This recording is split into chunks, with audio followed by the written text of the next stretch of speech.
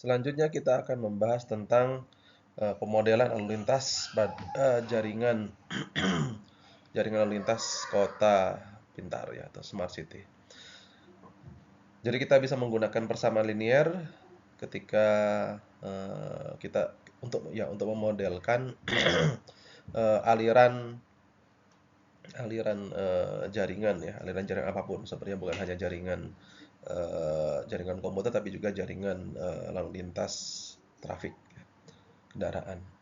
Nah, sebagai contoh, misalkan pada ya, perencanaan kota ya, dan juga kita bisa melakukan rekayasa lalu lintas dengan memantau pola aliran lalu lintas dalam suatu jaringan jalan raya di suatu kota. Atau seorang ekonom bisa menganalisis distribusi produk dari produsen ke konsumen melalui jaringan grosir dan pengecer. Nah, dalam banyak jaringan, sistem persamaan tersebut melibatkan beberapa atau ribuan variabel dan persamaan untuk mendapatkan model yang akurat.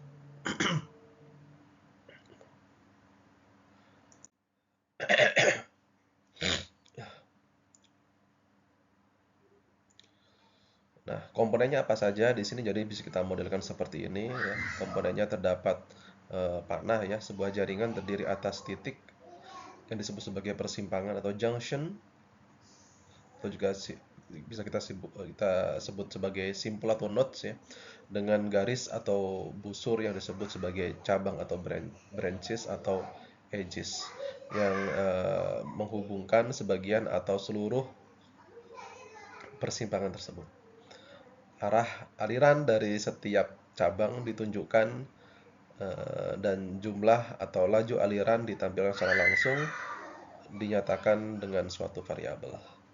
Asumsi dasar dari aliran jaringan adalah bahwa suatu total aliran yang masuk ke dalam jaringan sama dengan total aliran trafik yang keluar dari jaringan tersebut.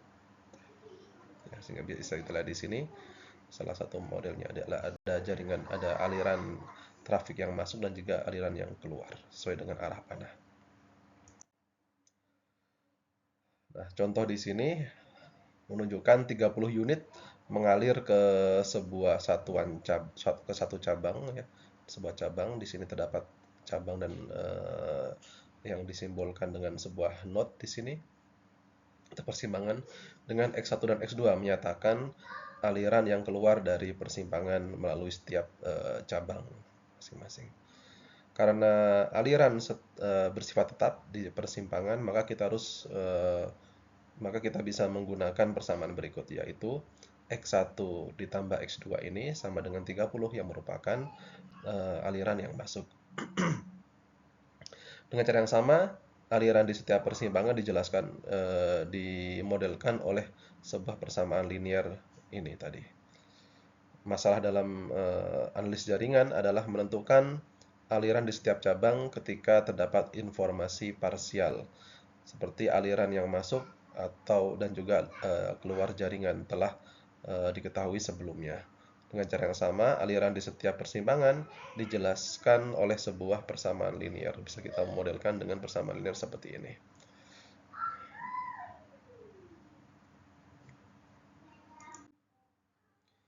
Nah, kita coba implementasi estimasi trafik, modelkan trafik seperti ini.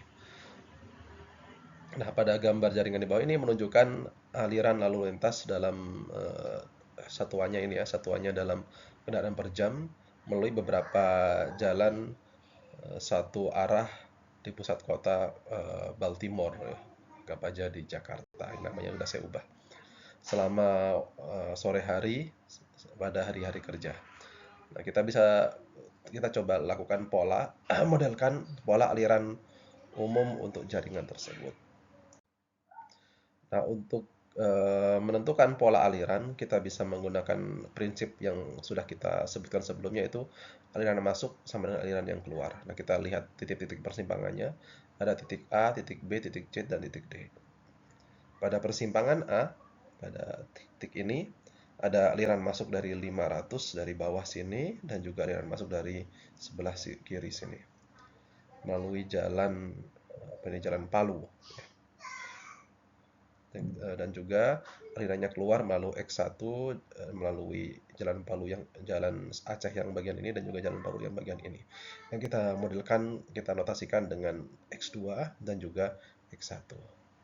Sehingga bisa dituliskan 500 tambah 300 yaitu aliran masuk dan aliran keluarnya yaitu X1 tambah X2. Atau kita bisa tuliskan seperti ini, 500 tambah 300 jadi 800. Pada persimpangan B terdapat X2 dan juga X4. X2 tambah X4 ya sama dengan 300 ditambah X3. Jadi kita lihat di sini titik B, aliran masuknya yaitu X2 dan X4, aliran keluarnya yaitu 300 melalui jalan Lampung ini dan juga X3 di sini. X3 di sini. Itu sehingga aliran masuknya X2 dan X4 dan 300 plus X3. Dan apabila kita hitung di sini X2 minus X3, apabila kita satukan ya variabelnya, X2 minus X3 tambah X4 sama dengan 300. Pada persimpangan C sama juga, aliran masuk sama dengan aliran keluar. Aliran masuknya 100 dan juga 400 akan jadi 500 ditambah aliran keluarnya yaitu X4 dan juga X5, sehingga X4 dan X5 sama dengan 500. Dan pada persimpangan terakhir di D ini hanya ada 3 aliran yaitu dari X1 dan X5 sebagai aliran masuk dan aliran keluarnya yaitu 600.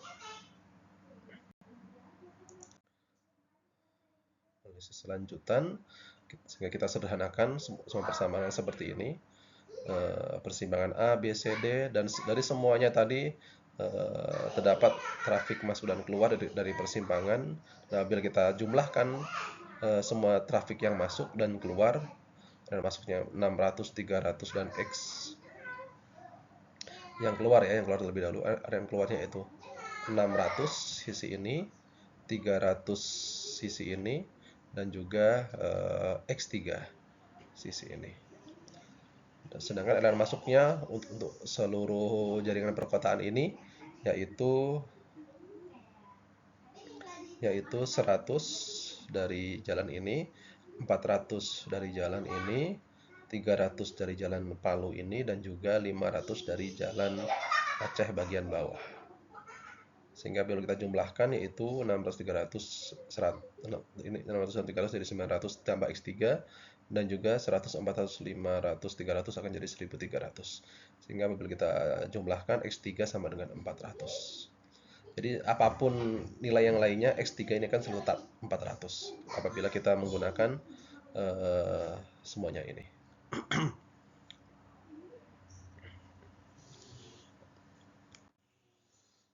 Nah, kita coba simbolkan seperti ini ya. X1 tambah X2 800 seperti ini. Ini saya susun agar semuanya sesuai dengan kolom X-nya, X4, X5 di sini. Inilah model yang kita sebutkan tadi di awal. Dan kita akan mencoba sederhanakan melakukan substitusi. Kita reduksi model berikut ya. Yang sebelumnya kita substitusi X3 sama dengan 400 ke persamaan 2 sehingga akan seperti ini. Dan kita ubah persamaan tersebut sebagai fungsi terhadap satu buah input. Misalkan di sini kita buat X5 sebagai input, jadi sebagai nilai tetapnya. Sebagai nilai tetap inputan. Nah, perubahan persamaan tersebut sebagai satu fungsi terhadap X5 yaitu X1 tambah X2 seperti ini, X2 tambah X4 sama dengan 700. Kita gunakan persamaan nomor 2 ya, dan juga X4 tambah X5 sama dengan 500. Kita ubah jadi X4 sama dengan 500 X5, terus X1 ditambah X5 seperti ini, sehingga akan menjadi X1 sama dengan 600 minus X5, dan juga X3 tetap 300. Kita coba analisis satu-satu. X1 akan jadi fungsi terhadap X5 dari baris 4 X1 ya ini ya. Sedangkan dari baris 3 kita bisa ubah X4 adalah fungsi terhadap X5 juga 500 min X5. Lalu dari kita bisa masukkan X2, kita sudah dapat X4, kita sudah dapat X1, dapat X3. Yang belum yaitu X2. Ya, kita masukkan X2 di langkah B pada baris 2 sehingga X2 sama dengan 700 minus X4, dan kita tahu sendiri bahwa X4 itu adalah 500 minus X5 sehingga kita bisa simbolkan bahwa X2 adalah 200 ditambah X5. Nah, jika kita jadi sini persamaannya yaitu X5 sebagai input dan X3 konstan 400 seperti yang disebutkan di awal. Model bisa kita ringkas menjadi model akhir seperti ini ya. X1 sebagai fungsi terhadap X5, X2 fungsi terhadap X5, X3 konstan, X4 ini, dan X5 adalah input. Nah, jika jalan strik sesuai arah, maka pastikan bahwa X5 tidak memberikan nilai negatif pada variabel yang lain. Nah, jika dihasilkan negatif pada satu variabel, artinya arus tersebut melawan arah. Nah, misalkan pada model tersebut, berapakah arus lintas pada setiap ruas?